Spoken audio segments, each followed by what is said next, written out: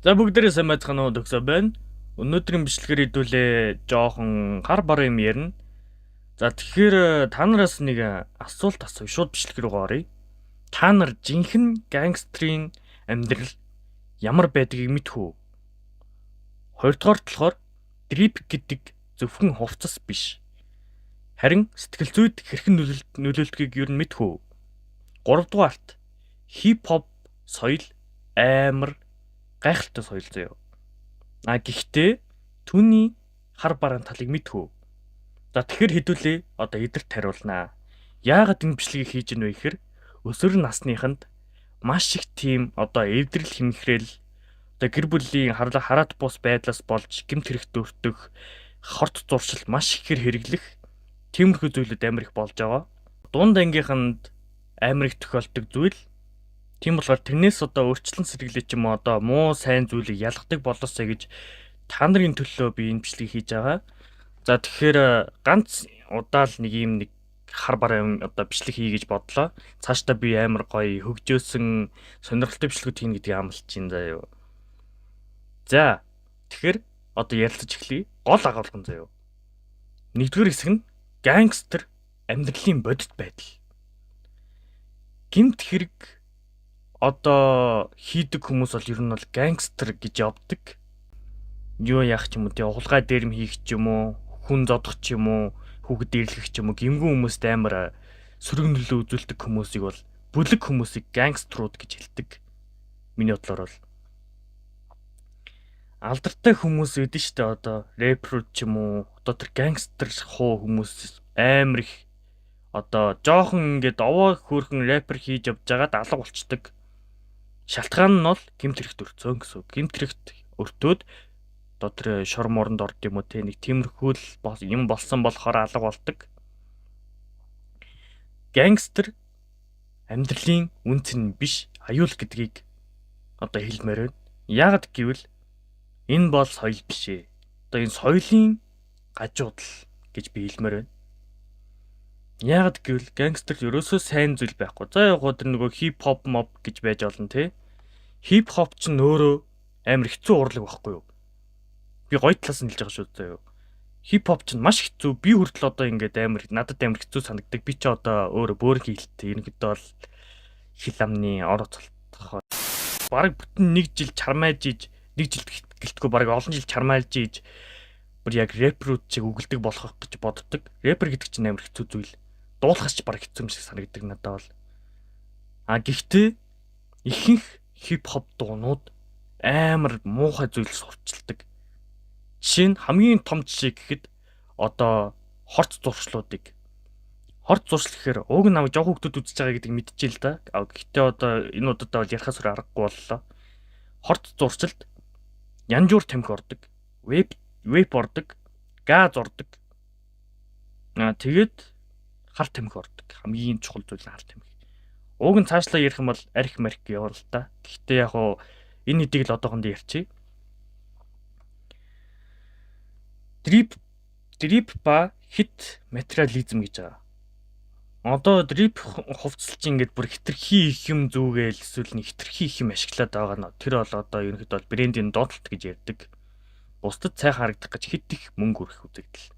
За яг дуртай юм өмсөөл мөнгө үржин гэж яг надад хэлхэл байх л та.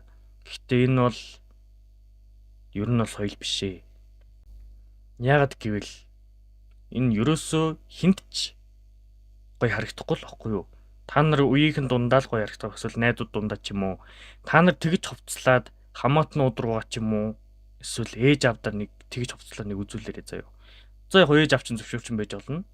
Гэтэ Монголын ихэнх хүмүүс энэ зүйлийг зөвшөөрдөггүй. Жинхэнэ үнц нь хувцас биш хүн өөрөө байдаг. Би одоо жишээ нь өөрөөр л байдаг. Хамгийн анх би чи хүн дүр авах гэж үзчихсэн. Гэхдээ дүрийнхаа болчихсон. Хүний сайн талыг нь би дүүрээдэг. Одоо би хэрвээ би хүн дүүрээдэг гэсэн бол айл хэдий одоо гангстер гэж явж байгаа. Гэхдээ би өөрийгөө дагсан болохоор би одоо өөрийнхөө яаж жаргалтай их хүмүүст эргэн нөлөө үзүүлдэг хүн болохыг амар хичээдэг болсон. Энэ бол миний өөрөөр бахархах ганц зүйл. Өөрийгөө дагна гэдэг чинь ер нь бол хамгийн гайхалтай зөв зам шүү дээ. За 3 дахь хэсэг хип-хоп соёлын сөрөг нөлөө. Ер нь л ярьсан те, зарим рэп дуу нь хард тамхи хүчирхийллийг сурталчилдаг. Хард тамхи хүчирхийллийг сурчлан гэхэр чи одоо гоё зүйл бол биш. Тэ? Угаасаа л биш. Үзэгчдэд өөрийн бодлоо зөвөр боловсруулахыг уриалдаг байх гэж байгаа хип-хоп бол. Жишээ нь нийгмийн тэр одоо болж бүтэхгүй байгаа зүйлүүдийг рэпрээр илэрхийлэх ч юм уу. Жишээ нь одоо нүүрс нуулгачдыг нэрсийн дарал марл гэдэг тиймэрхүү нэг үглэх зүйл байж болно те. Яг тэгж одоо хип-хопыг оруулж иж болно. Эсвэл бас дээрэс нь одоо энэ хуйлч нь гуйл болж ин гэх ч юм уу иймэрхүү маягаар хип-хоп дуунуудыг сонсч олно. Би бол иймэрхүү хип-хопуудыг бол амар их 100% дэмждэг. 3 дугаарт дүгнэлт хийнэ одоо. Жинхэнэ намжилт гэмт хэрэг биш, харин хичээл зүтгэлэр байдаг аа. Одоо та нар ихэнх хүүхдүүд одоо гэмт хэрэг хийчихэд ч юм уу муу зүйл хийчихэд өөрсдөө амар муу хүмүүс болцсон. Бид нар бол одоо тийм амар том хүмүүс гэх ч юм уу хүмүүсийн хийдгүү зүйлийг хийдэг. Бид нар их амьдрал үтсэн муу зүйлийг туулсан гэх тэрүүгээр амар рефлексдэг дуртай. Яг оо зарим хүмүүс бол ингээд аяа алсаараа ингээд гангстер болчтой юм санагдсан. Муу хүн. Яагаад гэвэл гэр бүлийн тэр хүчирхийлэл маш их байсан болохоор ингээд гэр бүлээсээ холдоод албаар холдоод тэгээд найзад дундаа ингээ уусаад тийм болох тохиолдол байж магадгүй. Тэрийг бол би үнэхээр эмгэнэлэлийг хийлж байна. За тэгээд бас бусдыгаа дөөрөдөг хүүхдүүд байдаг. Ямар ч судалгүй тийм хүүхдүүд нэгнийгээ дөөрөөгөө тийм болцдог. Тийм хүмүүст би тэгээ өөрсдөө л дагаасаа гэж хүсмээр байна. Найзлахгүй хүмүүс байгаа. Чи сайн хүн байж болно. Тэр хүмүүс муу хүмүүс байж болно. Чи сайн байх нь бол маш их зүйлийг ойлгоно гэсэн үг. Маш соёлтой болно. Дрипээс бус харин өөрийн чадвараар шайн хийх. Дрип өмсчлөө гэл ингээл бардам зангараа яваад иж олохгүй. Харин өөрийнхөө овцлоод өөрийнхөө загварыг гаргах нь ерөнхийдөө бол маш зөв зүйл. Ер нь бол зүгээр л өөрийнхөө л гэрэлчин гэсэн үг л дээ. Хип-хоп бол гайхалтай урлаг. Гэхдээ зөв зүйлийг сонсож ухаантай хэрэг л заяа. Энэ нь бол хамгийн зөв үг байна. Би бол одоо хип-хоп сонсдгүй л дээ. Ер нь сонсдоггүй. Сонсож ч үзээгүй. Яг үндэ бол хип-хоп гэхээр л нэг хар бар юм ингээд мэдрэгдэг надад бол. Би чинь нөөрөө ингээд хар бар юм туулж үзээгүй л дээ. Гэхдээ хар бараан зүйлүүдийг мэдэрч үзсэн. Яадаг вэ гэхээр тэрийг ингээд хар бараан сэтгэлтэй болцохоор л угаас хар бараан зүйл рүү явах л та. Тий.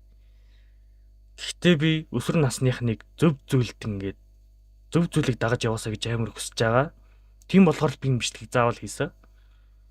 Одоо чи угаасаа л ингээд муу зүйлийг дагахгүй байж болно. Гэхдээ чи эзэн нэг өдөр өртөх магадaltaй. Яадаг вэ? Чиний эргэн тойронд тийм зүйл байгаа. Тийм болохоор өөрийнхөө байгаарай, муу зүйлийг битгий дагаарай, муу сайн зүйлийг ялгадаг байгаарай гэж би айгүй их зөвлөмөр байна. Тийм болохоор би одоо та нарын үлгэр дуур адил болж маш их тийм сайн зүйлийг сурчлагыг айгүй их хичээнэ. Тийм болохоор миний channel subscribe дараарай гэдэг байхгүй. Зас төглөө.